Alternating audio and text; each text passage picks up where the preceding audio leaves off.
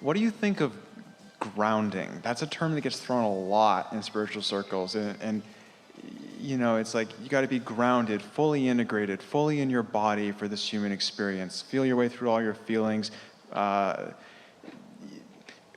And I get it, you know, it's nice to kind of line up all the different layers of your being, but sometimes when I hear people tell me to ground, it also sort of sounds like, you know, you're grounded, young man. No, no playing with etheric spiritual concepts until you've done your shadow work, or...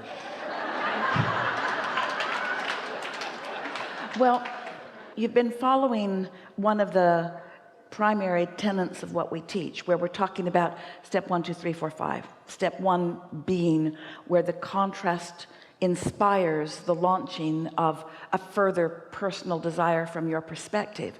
And so if there is any grounding, it's in step 1. It's where you're actually focused upon the reality that you're living, and from it acknowledging the parts that are missing, the parts that you would like improvement from.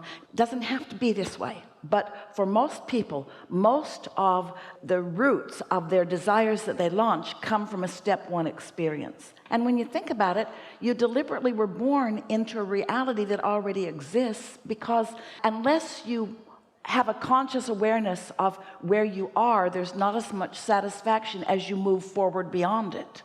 And so we'll go that far in discussing grounding. It's like an acknowledgement of where I am as I am reaching for that which is beyond it. But we would never deliberately return to grounding if our option were tuning to the highest frequency and soaring toward the vibrational allowance of what the grounding caused us to put into motion. It would be like saying, so let's say that you are just a little guy who is learning to walk, and you're teetering around and you've got it down good, and now you're upright and moving pretty good, and you're running, and now you've got really good balance, and you're walking on the edges of things, and you hop off and up on the fence post, and you're just agile and really delighted in your body. And someone would say to you, well, that's all well and good, but every day you need to crawl around a little bit. Every day you need to go back to what you were when you first got here, because we don't want you to get too haughty about walking around. And of course it's a bulky, ridiculous analogy, but it's sort of kind of the same. Expansion is something that is inevitable within all of us, and grounding is sort of like deliberately holding yourself back from your expansion. And the only reason that anyone would teach that it's where we started here today. If you've got a desire that you're not allowing, you've got a strong tug of war going on inside of you that doesn't feel good.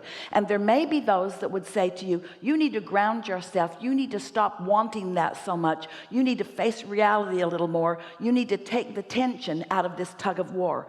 And we want to say to you, you will never take the tension out of the tug of war by attempting regression, which cannot exist in this universe. There's no going back. There's no now becoming less than you have become. In fact, that's the very basis of your emotional guidance system. You have vibrationally allowed yourself to become more, and now you must let yourself be it, or there is resistance within you, you see. Helpful? Yeah.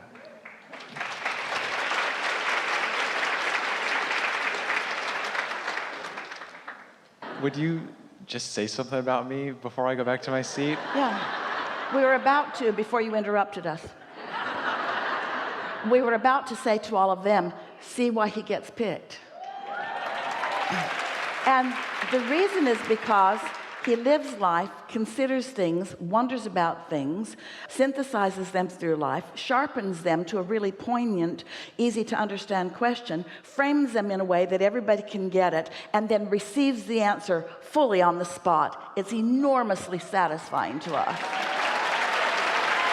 Thank you. Oh my God, thank you. See you next time. He's pre-paving. He says, see you next time.